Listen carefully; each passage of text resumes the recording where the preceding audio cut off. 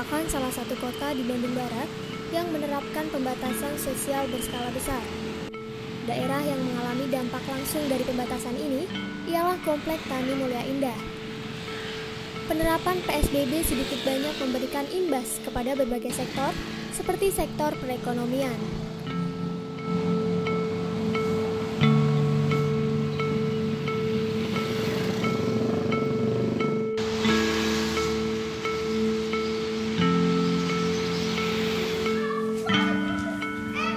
Ya, pada kenyataannya pandemi memang membuat gerak pelaku UMKM semakin dipersempit. Berangkat dari keprihatinan itu, Hadi Winarto, Heri Munarko, dan Teten Sutendi berinisiatif mendirikan warung sadaya.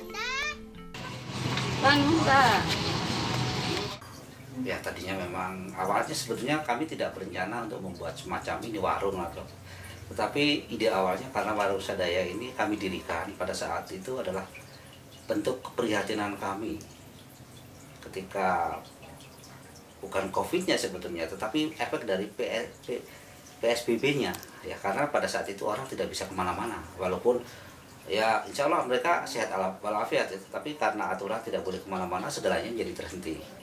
Nah disitulah kemudian kami berpikir bagaimana bisa menolong saudara-saudara kita yang terjepit dalam kondisi seperti itu. Nah, gitu kan.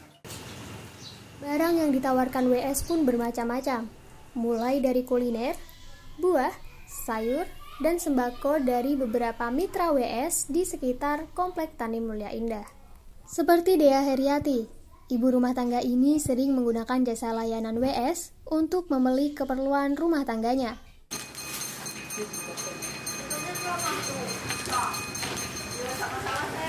Sistem pembayaran dilakukan setelah pesanan sudah diterima oleh pelanggan.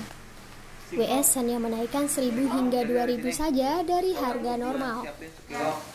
Alhamdulillah kalau untuk kebutuhan pokok sayur mayur keadaannya terus berjalan, nggak ada jeda, soalnya kebutuhan primer manusia untuk makan.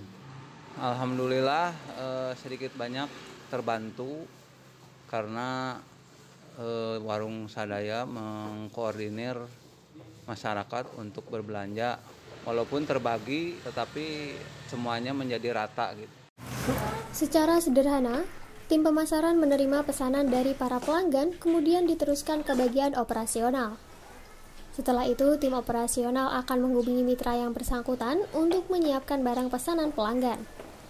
Setelah semua siap, maka tim operasional akan mendistribusikan ke masing-masing pelanggan sesuai dengan pesanannya.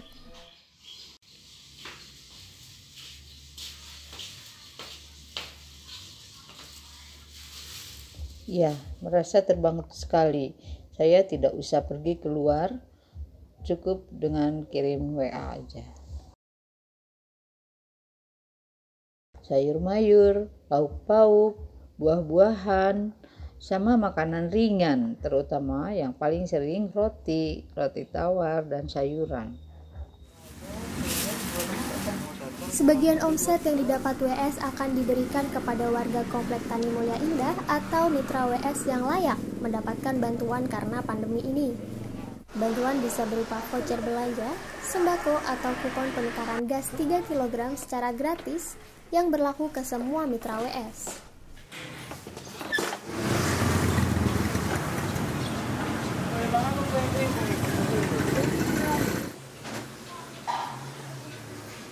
Kali ini bantuan yang diberikan adalah voucher belanja sembako. Setelah voucher digunakan, pihak WS akan menggantinya dengan uang senilai voucher tersebut. Alhamdulillah, terima kasih ke warung sadaya kemarin saja sampai lupa. Yang terimnya Budian Yasser, ya.